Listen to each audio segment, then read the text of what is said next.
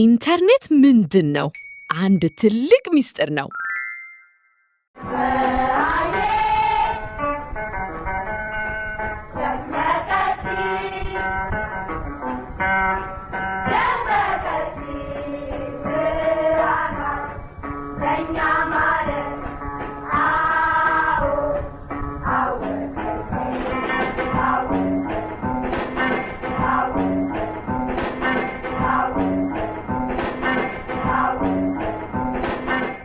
ሰላም ጓደኞቼ፣ ዛሬ ኢንተርኔት እንዴት እንደሚሰራ እንማራለን።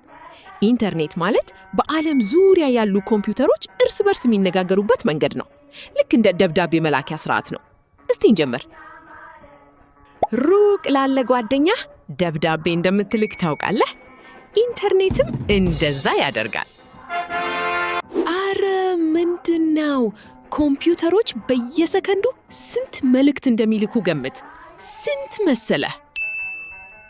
ኮምፒውተሮች 3 ዋና ዋና ነገሮችን ያደርጋሉ።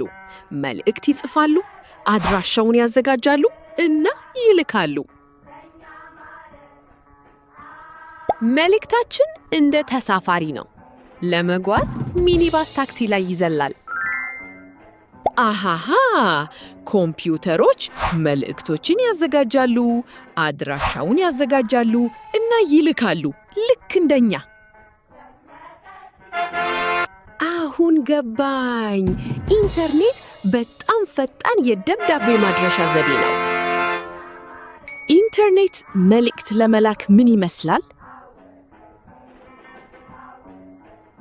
ትክክል። አዎ፣ መልሱ ልክ እንደ ጓደኛ ደብዳቤ መላክ ነው።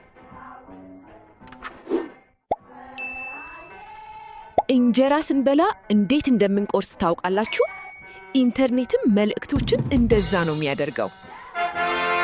አንድ ትልቅ መልእክት በሺዎች የሚቆጠሩ ትናንሽ ቁርጥራጮች ሊሆን ይችላል። አቤት! እያንዳንዱ ትንሽ ቁራጭ ቁጥር መድረሻው እና ማን እንደላከው አለው።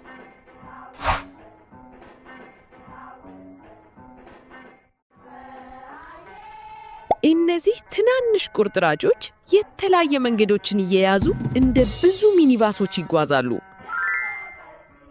ከዚያም ሁሉም ቁርጥራጮች እንደ ትልቅ እንቆቅልሽ አንድ ላይ ይመለሳሉ።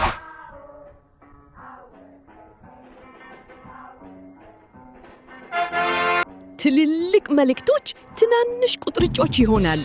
ከዚያም እንደገና ይሰበሰባሉ። በጣም ደስ ይላል፣ እንደ አስማታዊ እንጀራ። ኢንተርኔት መልእክቶችን ለምን ይከፋፍላል? እንዴት ጎበዝ ነህ! በጣም በፍጥነት ለመጓዝ እንደ ደመራማ መርካቶ ብለህ ይመስለኛል። ትክክል ነህ።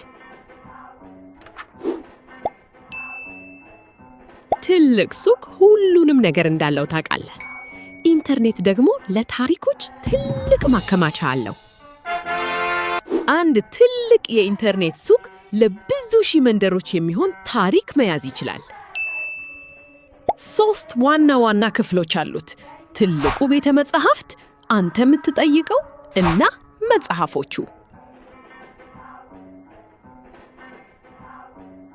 አንተ ታሪክ ትጠይቃለህ። ትልቁ ሱቅ ደግሞ እንደ እንጀራ ይሰጥሃል። እንግዲህ ኮምፒውተርህ ይጠይቃል፣ ትልቁ ኮምፒውተር ይልካል፣ አንተም ታሪኩን ታያለህ።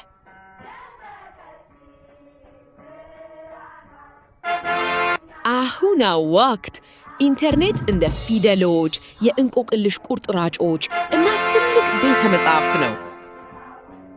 ብዙ ታሪኮችን የሚያስቀምጥልን ትልቁ ኮምፒውተር ምን ተብሎ ነው የሚጠራው?